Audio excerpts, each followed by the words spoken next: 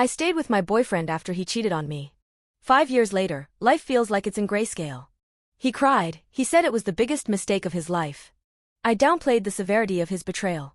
He was adamant there was no physical aspect. I found Tinder on his phone. I saw messages he sent to women.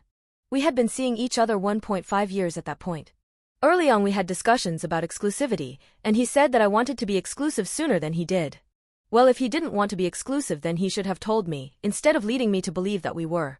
He was hiding things from me if he thought he was doing nothing wrong. Why didn't you give me the full truth?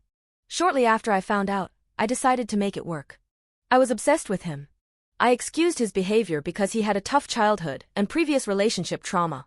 COVID happened and we were living together. Staying together was the easy thing to do. We got a dog, and our lives became more enmeshed than ever. On the outside, we look like a cute couple and share a dog baby. I feel comfortable with him. I do feel safe in some ways. We've made so many beautiful memories over the years and I've tried my best to forget the bumpy beginning we had. I've repressed these feelings of betrayal deeper and deeper into my mind. But I can't say I trust him.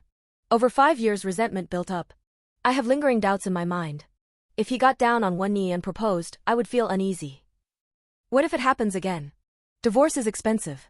Why don't I just leave? It would be so difficult to peel myself away.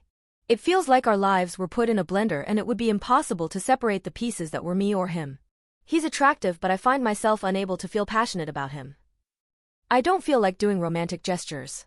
Romance is what fuels my sexuality, and I feel little sexual desire towards him anymore. I feel like I'm in limbo and my life is in grayscale.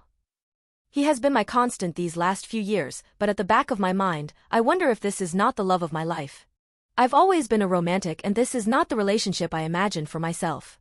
He says it was the biggest mistake of his life and he couldn't imagine doing it again.